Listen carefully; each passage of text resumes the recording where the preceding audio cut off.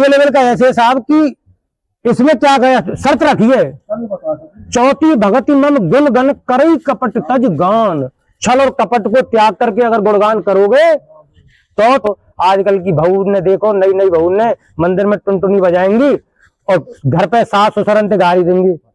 तो साहब सत्संग की महिमा देखो, मैं वैसे महाराज जी बैठे बड़े बोल हो जाएंगे, क्षमा करें प्रभु। तो सत्संग का प्रारूप बिगाड़ दिया है, उस प्रारूप को सुधारना है आप लोगों को। कैसे? सत्य संग। तो सत्य का मतलब होता है सत्य और संग का मतलब होता है संगति। सत्य का ही साथ करें हम तो सत्संग है।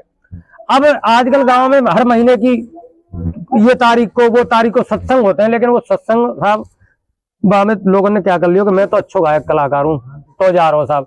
पहले तो लोगों में अभिमान बना है धन का कि मैं सत्संग करा रहा हूं। दूसरा, मेरे अंदर भैया बोलने की क्षमता है, मैं ज्ञान है, जब इतने लोग सुनेंगे ज्ञान का अभिमान है।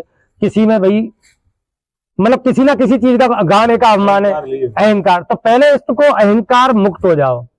जहां तुम अहंकार मुक्त हो और जिस व्यक्ति के साथ संग कर रहे हो तो वो सबसे बड़ा पहला तो सत्संग है। नवदा भक्ति आपने सबने सुनी होगी। सुनो, देखो मैं ये कह रहा हूं कि दो तरह, विद्या और अविद्या दो है। तो परा और अपरा ये दोनों तरह का ज्ञान होता है। तो आप जिसको देख रहे हो ना, वेद शास्त्र, बात समझ रहे हो, ये रामचरितमानस का ज्ञान, इससे भी एक अलौकिक ज्ञान हो रहा है। बात समझ रहे हो, जिसको बोलते हैं ब्रह्म ज्ञान। ठीक है, ये तो उससे लोक ग्रेड का ज्ञान है। ब्रह्म ज्ञान सबसे अलग ज्ञान होना। अब ब्रह्म ज्ञान जिसको हो जाता है, भाई हनुमान जी क्या है? विद्यावान है। विद्यावान गुणयति चातो, विद्वान थोड़ी है, विद्यावान। विद्वान व्यक्ति फंस जाता है भवसागर में और चक्कर काटता रहता है, लेकिन विद्यावान नहीं फंसता। तो प्रथम जब नवदा भक्ति कही थी, उन्होंने क्या किया कि सबरी माता ने पान जोड़ भाई आगे ठाड़ी, प्रभु बलोक प्रीतत बाड़ी। रामचरितमानस में लिखते हैं तो उसको जो हाथ जोड़ के खड़ी हो जाती हैं और उनके अंदर प्रेम मरता है हृदय में। किसके? सबरी माता के, भीलनी के, राम जी को देख के तो प्रेम आ गया। तो प्रेम से ही प्रभु रीझते हैं। तो उन्होंने बोला कई भी स्तुति करूं तुम्हारी अधम जात में जड़मत वारी, कि मैं आपकी कैसे स्तुति कर सकती हूँ, मैं तो नीच जात की हूँ, भीलनी हूँ। तो पहला खंडन तो साहब यहाँ होता है कि देखो ईश्वर की कोई जात पात नहीं होती। भगवान आगे की उसमें चौपाई में जो बोल रहे हैं कि हमारे रामचरितमानस पर कुछ मूर्ख उंगली उठाते हैं। क्या उठाते हैं? कि रामचरितमानस जातिवाद फैलाता है। क्योंकि एक उसमें चौपाई आती है कि पूजे विप्र सकल गुण हीना, शूद्र ना पूजे वेद प्रवीणा। इस चौपाई को लेके और ढोल कमार शूद्र पशु नारी सकल ताड़ना के अधिकारी, इन दो चौपाई को लेके उंगली उठाते हैं। लेकिन वो मूर्ख समझते नहीं शूद्र क्या है। शूद्र, अरे शूद्र को ही तो पूजा जाता है, पैर किसके पूजे जाते हैं? छुआछूत हमारे शास्त्रों में नहीं थी। फिर भगवान क्या चौपाई देते हैं? जब उन्होंने कही ना कई भी तो स्तुति करूं तुम्हारी अधम जात में जड़मत वारी, तो भगवान कहते हैं कि कह रघुपत सुन भामन बाता, मानो एक भगत कर नाता। बोले मैया सुनो, मैं पहले एक भक्ति का नाता मानता हूँ। जात पात कुल धर्म बढ़ाई, धन बल पर्जन गण चतुराई, भगत हीन नर सोई कैसा, बिन जल भारत देखे जैसा। बोले मुझे ना तो किसी जात से मतलब, ना कुल खानदान से मतलब, ना तुम पे कितना धन है, कितने तुमने धर्म यज्ञ कर दिए। कुछ लोग होते हैं एक भागवत कराएंगे, मेरे 3 पीढ़ी गाएंगे, मेरे बाबा ने भागवत कराई, मेरे बाबा ने भागवत कराई है, 3 पीढ़ी गाएंगे। तुम 100 करा लो, भगवान है उससे भी मतलब नहीं। बात समझ रहे हो? तुम कितने बड़े कुल खानदान से, किस वर्ण में पैदा हुए हो, ब्राह्मण क्षत्रिय वैश्य शूद्र, कोई मतलब नहीं। तो मतलब किससे? ईश्वर का। तो उन्होंने फिर बोला मैं नवदा भक्ति बताता हूं आपको को। नवदा भगत कहूं तो पाई, सावधान सुन धर्म न माई। माता सबरी, आप नवदा भक्ति में कहता हूं, आप सावधान होकर सुनो। तो आप भी सावधान होकर सुनो, मैं उनको संक्षेप में कहता हूं। पहली भक्ति जो सत्संग से शुरू हुई थी, प्रथम भक्ति संतन कर संगा और दूसरी रतमम कथा प्रसंगा। पहली भक्ति ही उन्होंने बताई संतों का संग, पहली भक्ति है। अब संत कहां मिलेंगे आपको? संत कहां मिलेंगे आपको? संत यही नहीं कि भगवाधारी संत होते हैं। संत यानी सम अंत, जिसका ईश्वर में विलय हो, यानी वो सबको समान दृष्टि से देखने लगे। छल कपट निष्कपट भाव से हो जाए, चाहे वो जींस का पैंट पहनता हो, चाहे वो बाबा जैसा धोती पहने बैठा हो, चाहे वो एक प्रकांड विद्वान हो, चाहे गांव का किसान खेती जोतने वाला हो, बाबा वो संत ही है। चाहे वो महिला लुगड़ा पहनती हो, चाहे वो भैया तपस्वी भेष में घूम रही हो, वह संत है, बशर्ते उसमें संतों के लक्षण होने चाहिए। सत विकार जित अनग अकामा, जो 6 विकार होते हैं रामचरितमानस के अंदर नारद जी को उन्होंने, राम जी ने जब संतों के लक्षण बताए तो उसमें आते हैं कि संतों के लक्षण, तो संतों के लक्षण जिस भी व्यक्ति में तो वो संत है। तो सत्य का साथ करोगे आपका सत्संग होगा, चाहे आप करो। अच्छा एक बात बताओ, आपने कही था तात स्वर्ग अपवर्ग सुख धरई तुला एक अंग और तूल न ताई सकल मल जो सुख लब सत्संग, ये किसने कहा? ये कहा था वो लंकनी ने कहा था।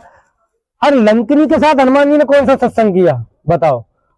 बा ने मुटका मार महाकपि यानी रुद्र बमत धरनी थनमनी, बा ने कही ना कि मतलब तुम कहां जा रहे हो बंदर, मैं तो चौकीदार हूं, इतना उसने बोला था हनुमान जी को देख के। और हनुमान जी ने एक घूसा मारा, वो सत्संग थोड़ी था।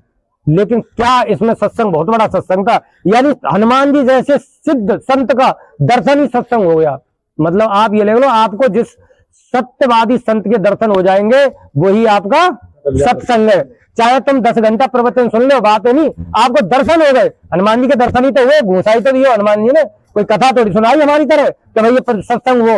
जब उन्होंने कहा है तात स्वर्ग अपवर्ग सुख धरई तुला एक अंग, मतलब एक घूसा खा के वही सत्संग हो गया। यानी संत पुरुष के दर्शन ही सत्संग है। सत्संग की महिमा तो अपार है, लेकिन अब इस सत्संग पर तो हम 2 दिन भी निकल जाएंगे तो भी खत्म नहीं होगा। बस आप समझ गए होंगे। आप दूसरी भक्ति सुनाते हैं, दूसरी रत्नम कथा प्रसंगा। दूसरी भक्ति ईश्वर की वहां से मिल गई कि मैं तो रामचरितमानस की चौपाइयां सुना रहा हूं और आप सुन रहे हो, दोनों को हमको फ्री में भक्ति मिल रही है, द्वितीय भक्ति। अब तीसरी भक्ति गुरुपद पंकज सेवा, तीसरी भगति अमान और चौथी भगति मम गुणगन करई कपट तज गान। तीसरी भक्ति है वो गुरुजनों की सेवा करने से मिल जाती है साहब, कि आप चाहे चारों तीर्थों में मत जाओ, आप घर में बड़े बुजुर्ग हैं, माता पिता हैं, गुरु हैं, उनकी सेवा कर लो। आजकल की बहू ने देखो, नई नई बहू ने मंदिर में टुनटुनी बजाएंगी और घर पे सास ससुर गाड़ी देंगी। तो बिन्ने महादेव बाबा पे टुनटुना बजाते बजाते पार्वती मैया को कहती होगी चली जा सौत यहाँ थे, कई परेशान कर रही थे, कोई ना भंडार हो। 1 घंटा तुलसी पे घंटी बजाए थे, कह रहे हो जब घर में तुम माँ बाप कोई वो नहीं कर रहे, और तुम तुलसी पे घंटी मत बजाओ और अपने घर में बुजुर्गों की सेवा करो। आप एक तर्क को निकाल लेती है, करो भैया सास तो धुमात करे, अरे वो अपना कर्म कर रही है, वह करने दो, तुम अपना कर्म करो, उनकी सेवा पूजा करो, उनसे दुआ सलाम रखो, आपको तीसरी भक्ति मिल जाएगी। चौथी भगत मम गुणगन करई कपट तज गान, चौथी भक्ति है साहब जो आप कर रहे हैं। जो चौथी भक्ति है, मैं ये कह रहा हूं कि तो सत्संग कीर्तन हरे राम हरे कृष्ण है ना, ये बीए लेवल का वो है साहब। बीए लेवल का कैसे? बीए लेवल का ऐसे साहब कि इसमें क्या गया, शर्त रखी है, चौथी भगति मम गुणगन करई कपट तज गान।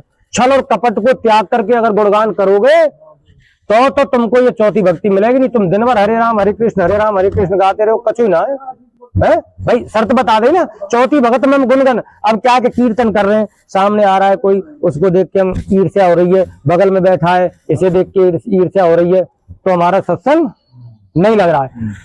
मंत्र जाप और दृढ़ बसवासा, पंचम भजन सो वेद प्रकाशा, 5वीं भक्ति है वो ईश्वर गुरु के, जैसे महाराज जी के शिष्य है और महाराज जी ने जो मंत्र दे दिया है, उस मंत्र में भी यदि ऐसी श्रद्धा हो गई तो वो आपको चारों वेदों की तरफ प्रकाश में कर देगी। क्यों महाराज जी? मंत्र में अगर आप गुरु मुखी हो तो गुरु के मंत्र को पकड़ लो, उस मंत्र को ही ब्रह्म मान लो, मंत्र को ही सब कुछ मान लो।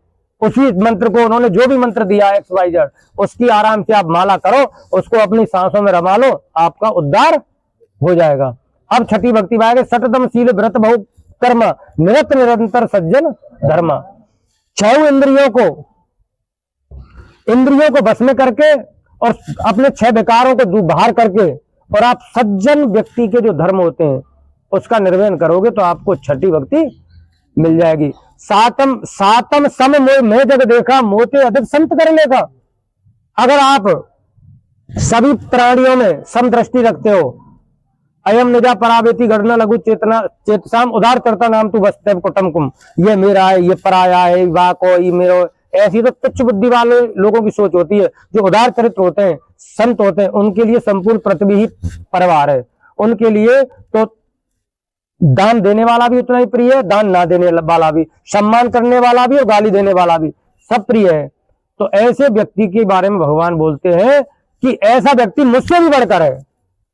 और 8 यथा लाभ संतोषा, सपनों नहीं देखे पर दोषा। 8वीं भक्ति में प्रभु कहते हैं कि जैसा मिल जाए उसी में संतोष करो और दूसरे में अवगुण मत देखो।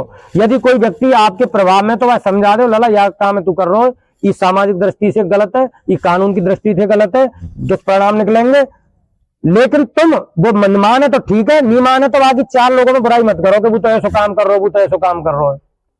और जो तुम्हारे पास है उसमें संतोष रहो। 8 जथा लाभ संतोषा, सपने नहीं देखे पर दोषा।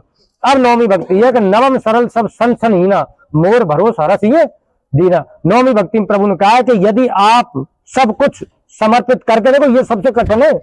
नवम सरल सन, बिल्कुल सरल हृदय हो जाओगे आप, और आपके अंदर से सारे द्वेष विकार निकल जाएंगे, और सब कुछ मुझ पे छोड़ दोगे तो मैं आपको संभालूंगा। फिर मैं आपका उद्धार करने वाला, आपकी नौका को भवसागर में पार लगाने वाला मैं हूं, मुझ पर छोड़ दो।